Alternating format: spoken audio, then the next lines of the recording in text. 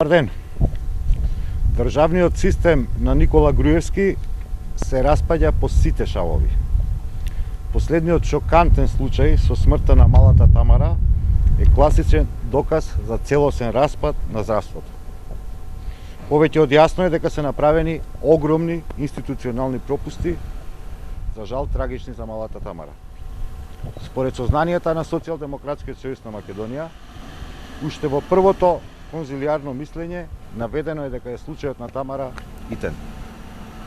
Две комисии од одделот за ортопедија и одделот за травматологија уште во април, а потоа и во ноември минатата година испратиле официјални извештаи до фондот во кој што е наведено дека лекувањето на малата Тамара е невозможно во Македонија и дека случајот е итен.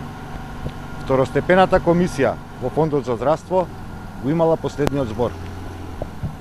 Но изјавите целосно го разобличуваат хаосот кој што функционира во здравството. Директорката на фондот за здравство Маја Парнарџиева тврди дека конзилијарна препорака немало дека е случајот итен. Подписничката на одлуката на второстепената комисија Аспазија Софијанова вели дека подписот е нејзин, но не се согласувала со одлуката со која што се одбива жалбата за лекување во странство на малата Тамара како неоснована. Скандалозно, Софијанова тврди и дека добила јавувања од озгора, правдајки се дека ја менувала председателката на второстепената комисија, инаку мајка на министерот Никола Поповски. Мајката на Поповски била болна. По ваквото тврдење министерот Тодоров молчи. Молчи и мајката на Поповски.